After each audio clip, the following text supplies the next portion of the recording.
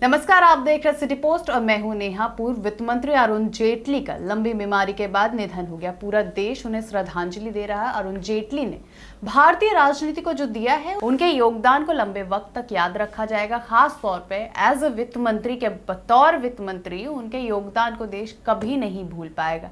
आपको हम बता रहे हैं, वित्त मंत्री रहते हुए अरुण जेटली के किन फैसलों को कभी नहीं भुलाया जा सकता है।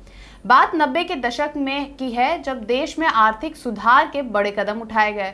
उदारीकरण के दौर में देश की अर्थव्यवस्था के दरवाजे पूरी दुनिया के लिए खोलने में मनमोहन सिंह को याद किया जाता है। लेकिन वित्त मंत्री रहते हुए अरुण जेटली ने आर्थिक सुधार को लेकर जो कड़े फैसले लिए, वो कम चुनौतीपूर्ण नहीं थे।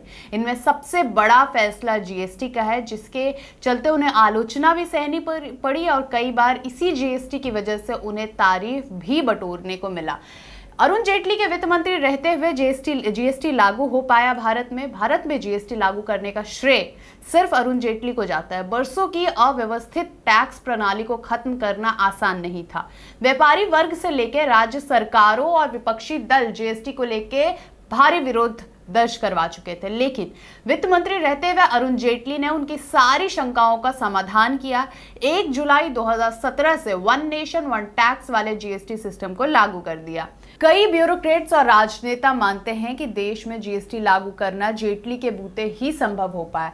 पहले भी कई सरकारों ने इसे लागू करने की दिशा में कदम उठाए थे, खासतौर पर कांग्रेस, लेकिन वो राज्यों की चिंता का निवारण नहीं कर सके। ये इतना बड़ा कदम था कि मजबूत सरकारें इसे नहीं लागू कर पा रही थी, ना तो उनका हौसला दिखाई दे रहा था इसे लागू करने में। जेटली ने वही कर दिखाया, सभी राज्यों के शंकाओं को दूर किया। सबसे पहले इसी तरीके का फैसला रहा नोटबंदी मोदी सरकार के पहले कार्यकाल के सबसे बड़े फैसलों में एक था। शायद केंद्र सरकार इतना बड़ा कदम अचानक नहीं उठा पाती अगर मोदी सरकार में अरुण जेटली जैसे वित्त मंत्री नहीं होते।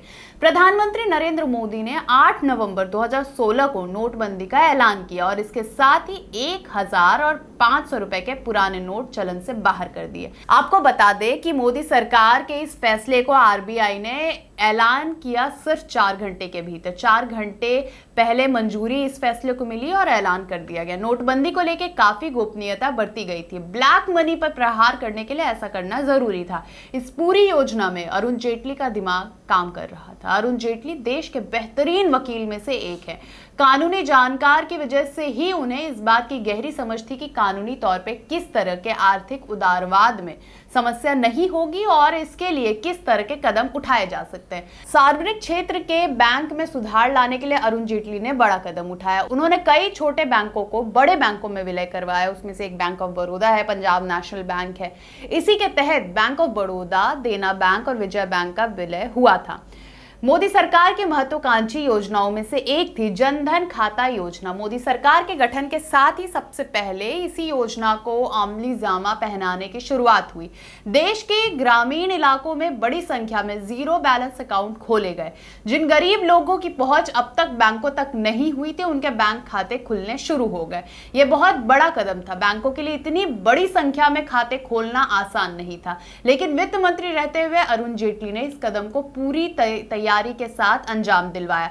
इस योजना का सबसे बड़ा फायदा यह हुआ कि गरीबों को सरकारी सब्सिडी के पैसे डायरेक्ट उनके खाते में गए।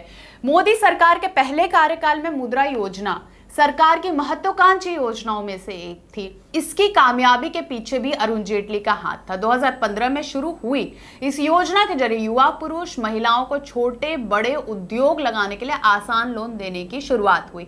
इस योजना का मकसद लोगों का अपना रोजगार स्थापित करने पे बल था। महिलाओं को इस योजना से काफी लाभ मिले। करीब 73% लोन महिलाओं के लिए दिए गए थे। बैंकिंग घोटालों को रोकने के लिए मोदी सरकार insolvency and bank करप्सी code IBC लेकर आई। इन घोटालों ने देश की अर्थव्यवस्था को काफी नुकसान पहुंचाया था। इसमें सुधार के लिए 2016 में इंसॉल्वेंसी एंड बैंक करप्सी कोड लागू किया गया। अरुण जेटली का इसमें अहम योगदान रहा।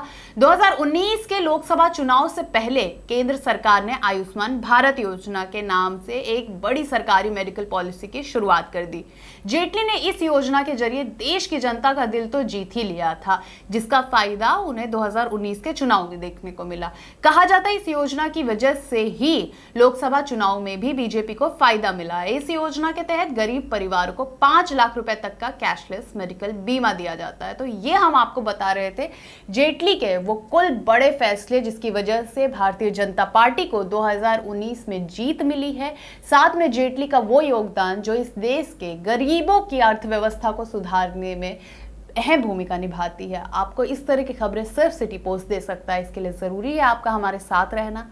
इसके लिए सब्सक्राइब करें, खबरों को फैलाना कभी ना भूलें, शेयर करें और लाइक करना बिल्कुल ना भूलें। नमस्कार। क्या आप जानते हैं कि घर बैठे आप अपनी स्वास्थ्य समस्याओं का सॉल्यूशन पा सकते हैं सॉफ्टकेयर मोबाइल ऐप के द्वारा। अधिक जानकारी के लिए आप संपर्क कर सकते हैं। हमारे फोन नंबर्स हैं 9472981111, 9472982222।